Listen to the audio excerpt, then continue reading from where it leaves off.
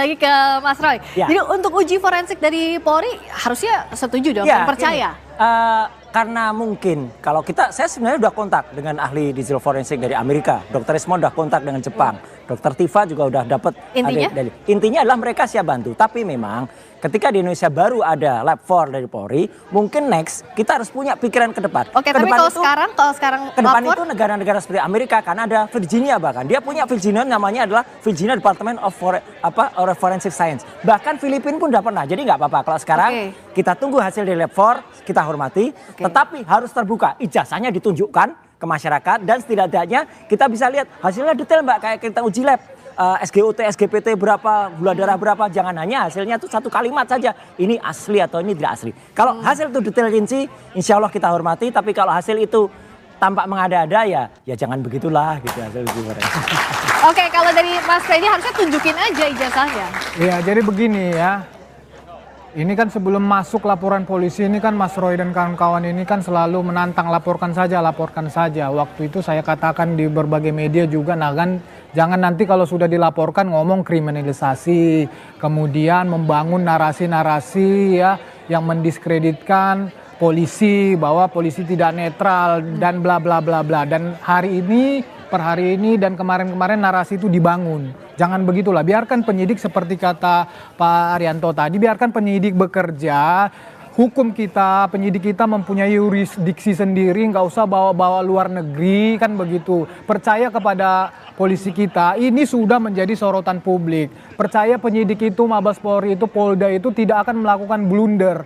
Ini zaman sekarang, zaman keterbukaan. Mas Roy dan kawan-kawan gampang menelanjangi apapun di Indonesia ini. Justru karena itu, ayo kita bangun narasi ya, kepercayaan kepada penyidik kita. Biarkan mereka bekerja. Biarkan, nggak usah membangun narasi-narasi yang menyerang penyidik kita. Nanti ini justru malah membangun ketika masuk proses hukum, tapi Mas Roy-nya percaya dengan penyidikan? Ya, penyelidikan yang berjalan. Adanya sekarang ini. Tapi bagaimana bisa membaikkan? Kalau tidak dikritisi, tidak akan lebih. Dan saya hormat sekali. Kalau nanti polisi kan juga semua berkembang dulu. Misalnya penyelidikan itu nggak pakai tahap-tahap. Sekarang sudah ada perkap dari Pak Arianto itu lebih bagus, lebih detail. Itu kita dukung. Yang lebih baik kan kita harus pakai. Di Virginia, di Filipina aja sudah mulai independen. Soal ijazah ini Mas Roy akan punya data pembanding atau tidak? Ya, kita punya data pembanding. Apa itu pakai apa? Ya nanti kita lihat pada saatnya. Masih rahasia kan data pembandingnya. Oke, Pak Arianto, apakah bisa data pembanding tadi dilakukan dalam proses penyelidikan? Saya akan pesan-pesan saya ya. Tolong, ini kasus sekarang sudah kepada ranah pidana dan sudah on the right track. Percayakan kepada penyidik. Ya itu nanti akan dicek ya secara saintifik, kemudian pakai analog ataupun dicari apakah ijazah itu betul-betul asli apa tidak. Pembuktiannya tidak hanya pembandingan dokumen, tetapi dari sumbernya itu dicari semua. Termasuk saksi tadi itu Pak itu yang dibilang itu saksi memberatkan atau meringankan, semua harus masuk.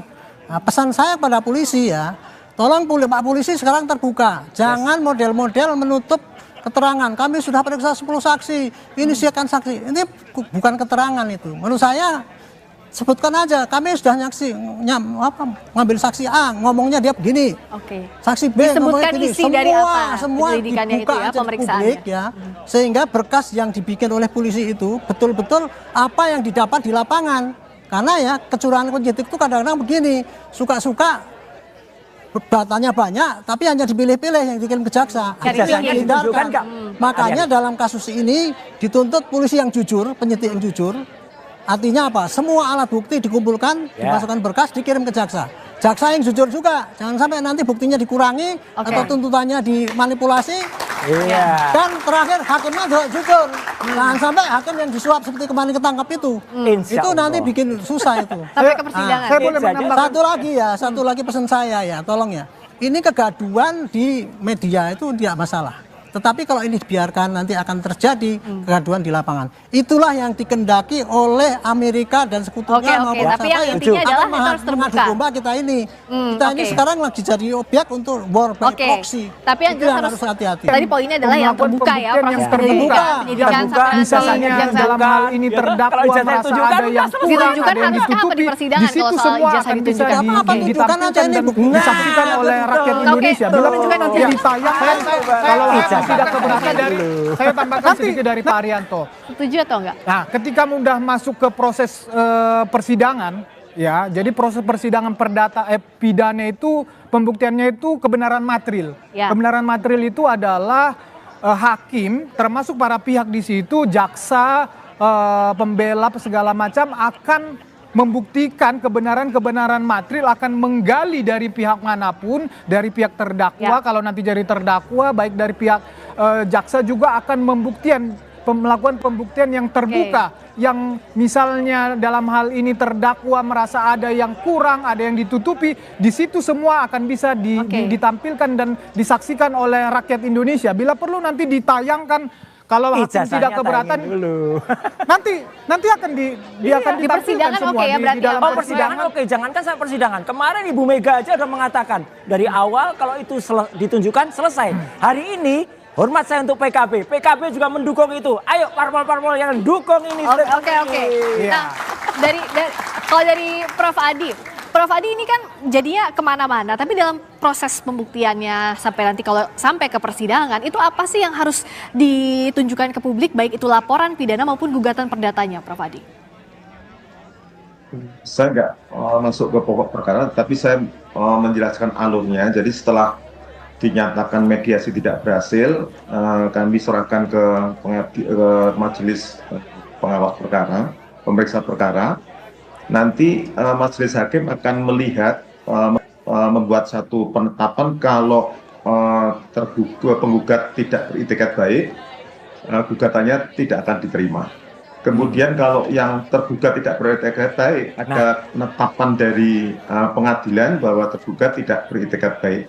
Kemudian hakim melakukan pemeriksaan perkara. Jadi perkara nanti bisa tidak diterima seperti katakan oleh tadi pembicara sebelumnya, bisa juga nanti diperiksa tapi dinyatakan ditolak atau diterima. Jadi ada 3 alternatif itu, Mbak Veska.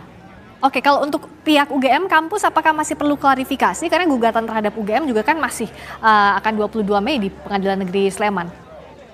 Kalau khusus untuk KPU, kemudian untuk tergugat KPU, tergugat SMU 6, tergugat UGM, nampaknya kita sudah upayakan untuk bisa berdamai dengan penggugat.